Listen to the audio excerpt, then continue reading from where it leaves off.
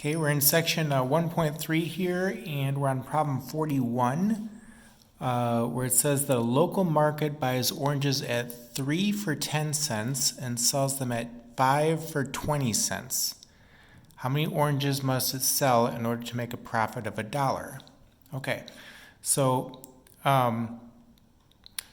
we need the number of oranges that we're buying and selling to be the same. Okay, and that's so we're right now we're buying 3 and we're selling 5, and so if right now we're buying 3 for 10 cents and selling 5 for 20 cents.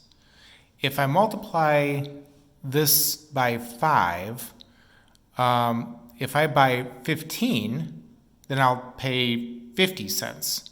10 times 5 is 50, and I multiply the number that I sell by 3. Okay, that way I got 15 and 15 that I'm buying and selling. So 5 times 3 is 15. 20 times 3 gives me 60 cents. Okay, so I just made a 10-cent profit. If I buy 15 oranges and sell 15 oranges, I made 10 cents. Well, I need to make $1. So I need to multiply this by 10. Now, 15 times 10 is 150.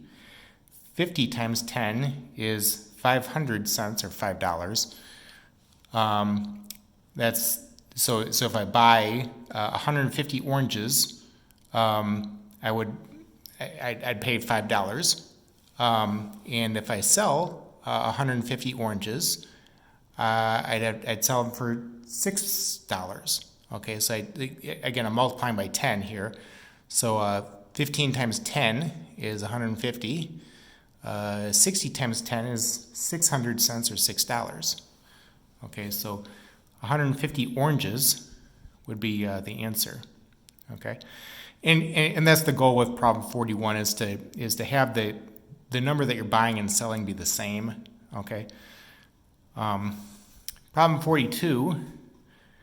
Place the digits 1 through 8 in separate boxes so that boxes that share common corners do not contain successive digits.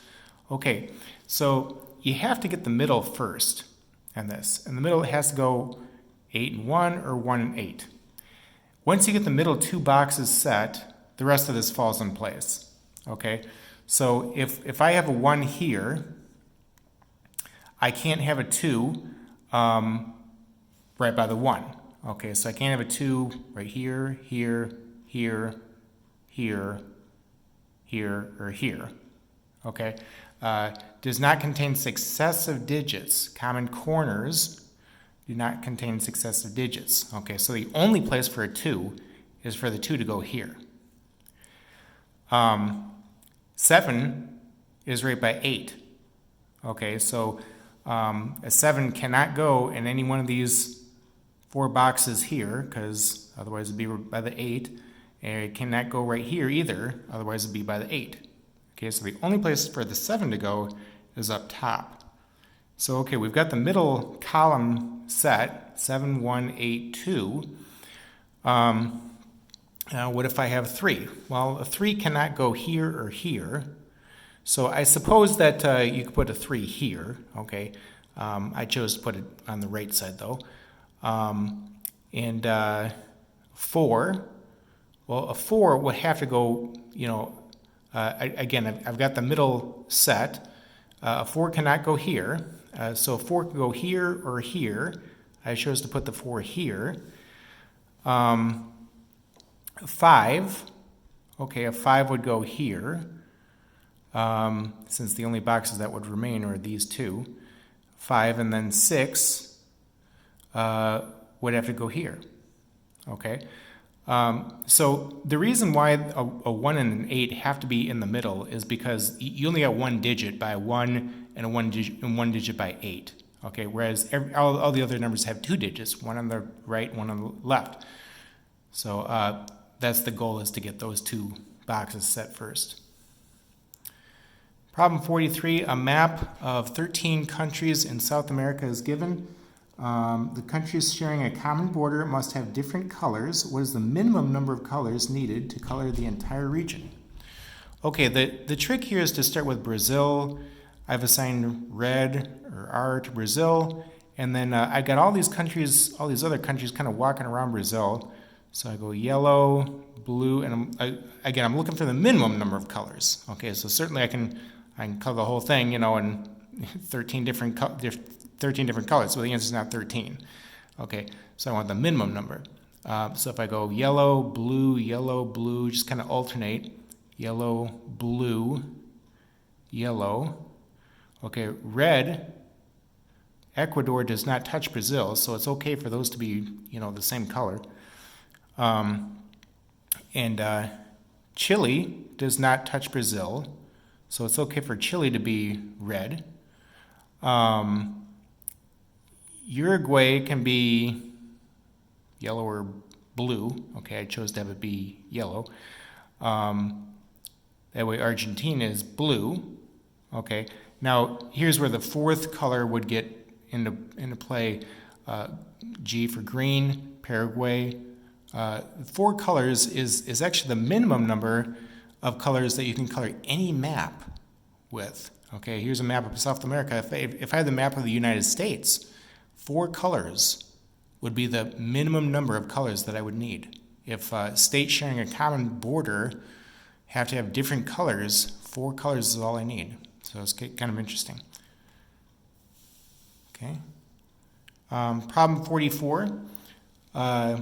If we use any 2 digits from a set in an operation and the answer is always a member of that set, then we say that the set is closed under the operation. For what operations, addition, subtraction, multiplication, and division, is the set -1, 1 closed?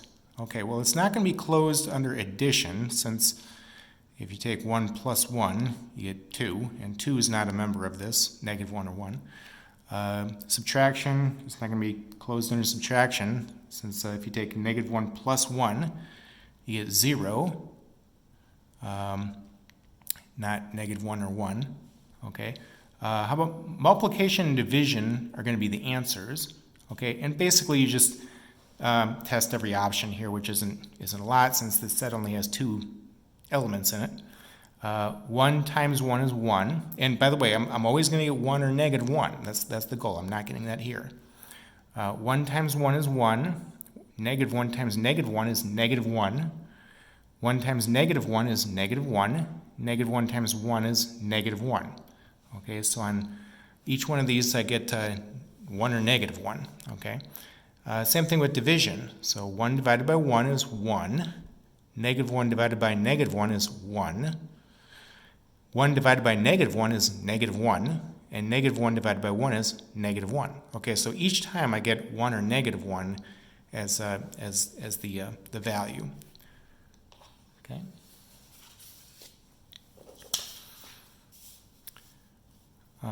Problem 45. Over the past few years, the satellite Voyager 2 has passed by the planets Saturn, Uranus, and Neptune, continually updating information about these planets, including the number of moons for each one. Uranus is now believed to have 13 more moons than Neptune. Also, Saturn is now believed to have 2 more than twice the number of moons of Neptune. If the total number of moons for these planets is 47, find the number of moons for Neptune. Okay, the idea with this is to set up an equation and solve. Okay, it's like an algebra type problem. So I'm going to let n be the number of moons for Neptune. Okay, Uranus is now believed to have 13 more moons than Neptune. Okay, so I got Uranus, Saturn, and Neptune. Those 3 planets, and when I add those together, the total is 47. There, they told me. Also, Saturn is believed to have 2 more than twice the number of moons of Neptune. Okay, so whatever the number of Neptune is, I want twice that, and 2 more than that. Okay, plus the number of moons for Neptune. So I got these 3 planets here that I'm adding together, the moons, Uranus, Saturn, and Neptune, and I get 47 planets total. Now I solve for n. So n plus 2n plus n is 4n. 13 plus 2 is 15. Okay, 47 minus 15 is 32. Okay, so I got 4n equals 32, which means that n is going to be 8. Okay, so Neptune has 8 moons. Okay. Problem 46 says that an abundant number is a counting number that is less than the sum of all of its counting number divisors except itself. For example, 20 is an abundant number, since if you add the divisors of 20, you get something that is greater than 20. What is the smallest abundant number? Okay, well, so the idea with this one is to just make a list and check the divisors and see the sum. Okay, so now I need a number that's bigger than 1, okay, because 1 isn't going to have any divisors. Okay, so 2, the divisors of 2 are only 1. Okay, and by the way, I'm not including that number, okay, which is important. The divisors of 3 are 1, okay, which gives me a sum of 1. Divisors of 4 are 1, 2, and 4. Okay, I'm not including 4. 1 plus 2 gives me 3. Divisors of 5 are only 1, which gives me a sum of 1. And by the way, I like prime numbers. A prime number is a number that's, the divisors are only 1 in itself. Okay, so 6 is called a perfect number. 6 is actually the first perfect number in the list, if you were to list all the perfect numbers. The divisors of 6, not including 6, are 1, 2, and 3. And if I add those together, I get 6. Okay, now I need to go until I get the sum to be something that's bigger than the number. Okay, so 6 is equal to 6. That's not going to work. Okay, 7 is prime. Okay, so the divisors of 7 are only 1. Sum of 1. Divisors of 8 are 1, 2, 4, and 8. I'm disregarding 8. So 1 plus 2 plus 4 gives me 7. I almost had it there. 9, okay, the divisors of 9 are 1 and 3. 1 plus 3 is 4. Divisors of 10 are 1, 2, and 5, which gives me a sum of 8. 11 is prime, okay, the divisors of 11 are 1. 12. The divisors of 12 are 1, 2, 3, 4, and 6. Okay, and if I add these 5 numbers together, I get 16. 16 is bigger than 12. So 16 is called an abundant, or 12, excuse me, is called an abundant number. And that's actually the first one. If you were to list all the abundant numbers, 12 would be the first one. Okay. Problem 47. A firefighter stood in the middle step of a ladder spraying water on a burning house. He then climbed up 6 steps before the heat of the flames caused him to climb down 10 steps. After some time had passed, he was able to climb 18 steps to the very top of the ladder. How many steps did this ladder have? Okay, so he's on the middle step. Okay, so if I let M be the middle step, he then had to climb up 6 and then climb down 10. And then after some time had passed, he was able to climb 18 steps to the very top of the ladder. Okay, so if I set up an equation here, M plus 14 is what 6 minus 10 plus 18 gives me 14. So I got 14 steps above the middle and 14 below the middle. Now, something that students forget sometimes is the middle step itself, and so they sometimes hear an answer of 28 steps. Well, I close, but you need the middle step though. Okay, so 29 steps would be the answer there. Okay. Problem 48, a palindromic number is a number whose digits read the same left to right as right to left. So for example, 383, 12,321, 9,876,789 are all palindromic numbers. the odometer of a family car read 15,951 miles when the driver noticed that the number was palindromic.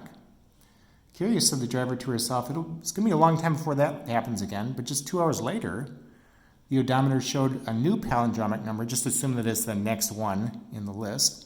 How fast was the car driving during those 2 hours? Okay, so the goal here is first to find the next palindromic number. Okay, right now the car is at 15,951 miles. So I'm going to want a 1 at the beginning and a 1 at the end. If I increase the 5 by 1, then I've got a number in the 16,000s. And again, I want the next palindromic number. So I'm looking for the middle digit, can be anything I want. Of course, choose the smallest one of the digits 0 through 9. So 16,061 would be the next palindromic number, okay? And if you take 16,061 minus 15,951, you should get 110 miles was how fast, how far the car drove in 2 hours. Okay, so it'd be 55 miles in 1 hour, okay, or 55 miles per hour is the answer there. Okay, so to me, the tough part is to find the next palindromic number. I mean, once you got that, you're on your way to getting the answer. So 55 miles per hour is correct. Okay, and we'll go ahead and stop right there.